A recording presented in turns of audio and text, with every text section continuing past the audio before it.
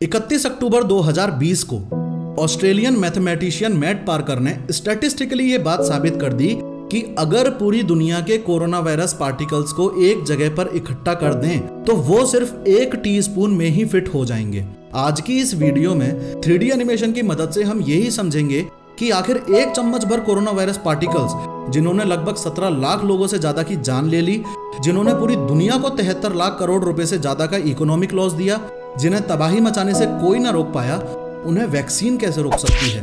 3D medical animation की help से human body cell के अंदर चलेंगे और देखेंगे कि वैक्सीन एग्जैक्टली ऐसा क्या करती है कि वो कोरोना वायरस को मार सकती है, यानी कि how a vaccine kills corona virus.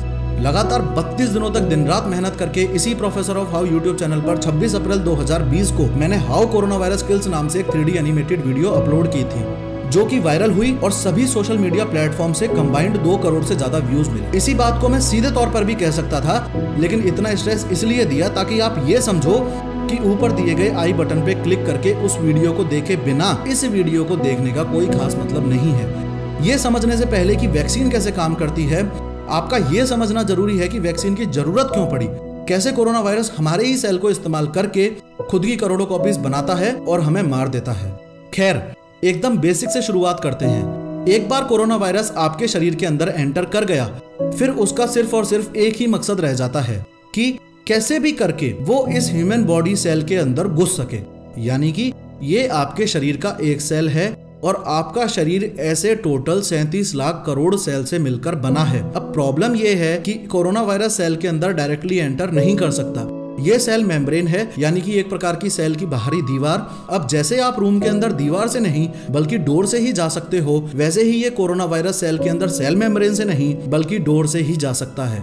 बस फर्क इतना सा है कि इसका डोर है ये ACE2 रिसेप्टर। अब पूरी दुनिया में पिछले 350 दिनों से हर वो साइंटिस्ट, रिसर्चर या डॉक्टर जो कोरोना वैक्सीन पर काम कर रहा है, उसकी जिंदगी का सिर्फ और सिर्फ एक ही मकसद रह गया है कि कैसे भी करके इस कोरोना वायरस के स्पाइक प्रोटीन को आपके बॉडी सेल के इस ACE2 रिसेप्टर से कनेक्ट होने से रोकना है। और बायोलॉजिकली इस काम को करने का सिर्फ और सिर्फ एक ही तरीका है कि कोरोना वायरस के स्पाइक प्रोटीन्स को ब्लॉक कर दिया जाए। और स्पाइक प्रोटीन्स को ब्लॉक करने का सिर्फ एक ही तरीका है कि इनके ऊपर एंटीबॉडीज चिपका दी जाएं। ये एंटीबॉडीज हैं जिन्हें हमारा इम्यून सिस्टम पैदा करता है। सारा खेल इन एंटीबॉडीज के जनरेट होने का है, जिसके अंदर ये राइट टाइम पे और राइट अमाउंट में पैदा हो जाती हैं। उसका कोरोना वायरस कुछ नहीं उखाड़ सकता। क्यों?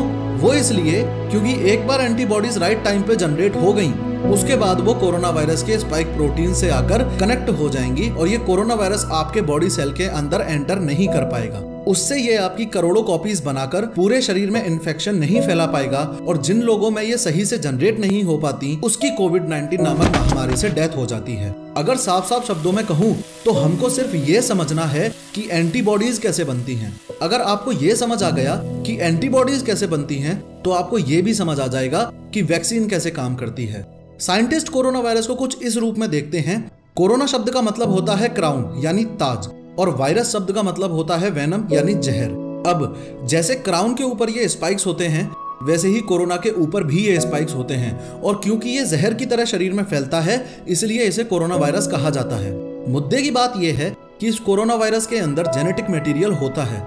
इस जेनेटिक मटेरियल से इंपॉर्टेंट इस वायरस में कुछ भी नहीं, क्योंकि इस जेनेटिक मटेरियल के अंदर ही इस कोरोना वायरस की करोड़ों कॉपीज बनाने की इंस्ट्रक्शंस होती हैं। 31 दिसंबर 2019 को चाइनीज साइंटिस्ट को यह पता चला था कि कोरोना वायरस नाम की बीमारी फैल रही है। फिर अगले 11 दिनों में उन्होंने कोरोना वायरस का ये जेनेटिक मटेरियल सेपरेट किया और इसकी एक्सटेंसिव स्टडी की। इसी दौरान 11 जनवरी 2020 को इन साइंटिस्ट ने वो काम किया जिसकी वजह से कोरोना वायरस वैक्सीन रेडी होकर यूज होने वाली वर्ल्ड की फास्टेस्ट वैक्सीन बनी, वरना 4-5 साल से पहले बनना तो इम्पॉसिबल था। इन्होंने जो किया वो ये कि इस जेनेटिक मटेरियल की स्टडी करके उसका जेनोमिक कोड वेबसाइट पर अपलोड कर दिया और उसे पब्लिकली अवेलेबल करवा दिया। इससे फायदा ये हुआ कि पूरे वर्ल्ड में अब कोई भी कहीं से भी जेनोमिक कोड को वेबसाइट से डाउनलोड करके उसे यूज कर सकता था।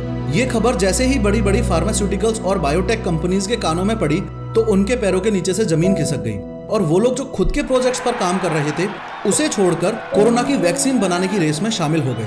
फटाफट से पास वाली प्रिंटर की दुकान में गए, वहां से 2 रुपए पर पेज के हिसाब से जेनोमिक कोड कागज पे प्रिंट करवाया और निकलकर सीधा भागे ऐसी लेबोरेटरी की ओर जो इस जेनोमिक कोड की मदद से mRNA बना के दे दे। अब ये mRNA शब्द इस पूरी वीडियो का मोस्ट इंपोर्टेंट शब्द है। वो सिर्फ इसलिए नहीं क्योंकि हर न्यूज़पेपर आपसे चिल्ला चिल्ला के सिर्फ mRNA की बात कर रहा है, या फिर इसलिए भी नहीं क्योंकि लोगों ने कोरोना वैक्सीन को कोरोना वैक्सीन कहना ही बंद कर दिया है और अब वो उसे mRNA वैक्सीन कहने लगे हैं, बल्कि इसलिए क्योंकि ये mRNA ही आपके शरीर में कौन सा प्रोटीन बनना चाहिए इस बात के लिए जिम्मेदार है और कोरोना वैक्सीन का इकलौता आधार है।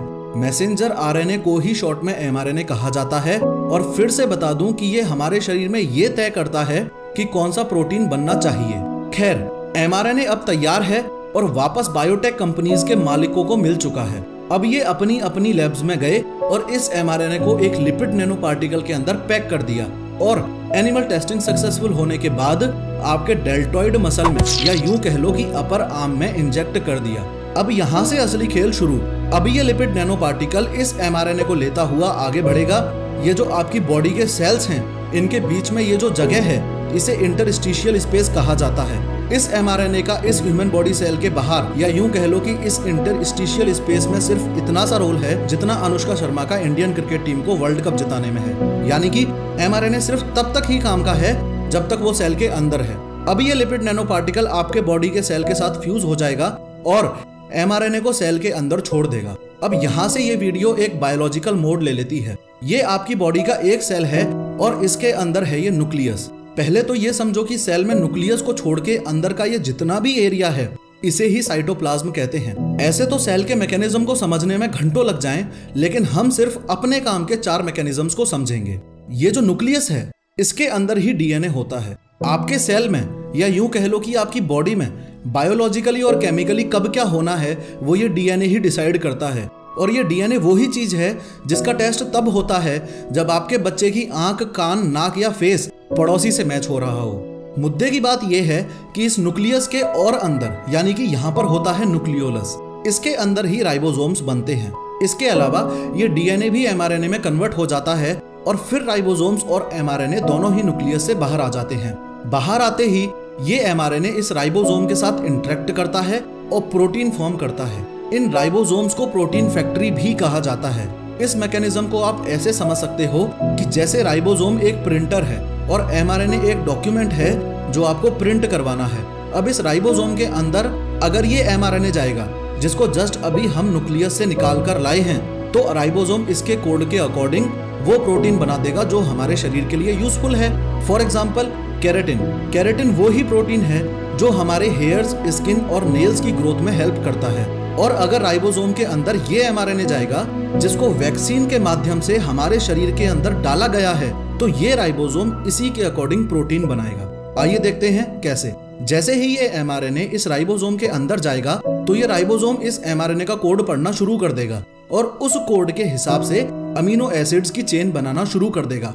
ये अमीनो एसिड्स की चेन जब कंप्लीट हो जाती है तो एक कॉम्प्लेक्स शेप ले लेती है, और इस केस में वो कॉम्प्लेक्स शेप हुआ स्पाइक प्रोटीन का, क्योंकि साइंटिस्ट ने इस mRNA को कोरोना वायरस का स्पाइक प्रोटीन बनाने के लिए ही तो कोड किया था। जैसे अपने देश को सही से रेगुलेट करने के लिए एक कॉन्स्टिट्यूशन है, वैसे ही बॉडी के सेल्स को भी सही से रेगुलेट करने के लिए इनका एक संविधान है।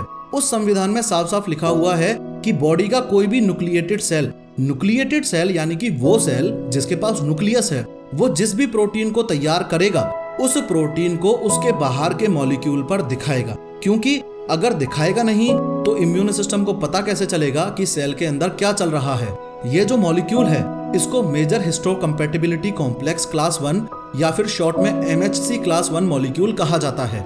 अब ऑब्वियस सी बात है कि hundreds of thousands of ribosomes इस mRNA को यूज करके hundreds of thousands of spike proteins बनाएंगे, तो इनमें से एक प्रोटीन तो MHC क्लास 1 मॉलिक्यूल रिसेप्टर पे चला जाएगा और कनेक्ट हो जाएगा, और काफी सारे स्पाइक प्रोटीन्स इस सेल के बाहर सीक्रेट हो जाएंगे। अब चलो आपको एक इंटरेस्टिंग बात बताता हूँ। हमारी बॉडी के अंदर billions of immune cells millions of specificities के साथ इधर उधर घूम रहे होते हैं। अब इस स्पाइक प्रोटीन के हिसाब से जो फिट बैठेगा, वो इम्यून सेल इस स्पाइक प्रोटीन पर आके कनेक्ट हो जाएगा, और वो इम्यून सेल है ये साइटोटॉक्सिक टी सेल। 2 मिनट के लिए इस कॉन्सेप्ट को समझने के लिए इस साइटोटॉक्सिक टी सेल को आप तारक मेहता के रूप में देख सकते हैं। सिमिलरली ये जो सीक्रेटेड स्पाइक प्रोटीन्स हैं, इनमें से कुछ की मुलाकात होगी बी सेल्स के साथ और कुछ की होगी मैक्रोफेजेस के साथ। अब कुछ देर के लिए बी सेल्स को आप जेठालाल के रूप में देखो और मैक्रोफेजेस को दया के रूप में देखो। कुछ स्पाइक प्रोटीन्स बी सेल पर कनेक्ट हो जाएंगे और कुछ को ये मैक्रोफेजेस खा जाएंगे। खाने के बाद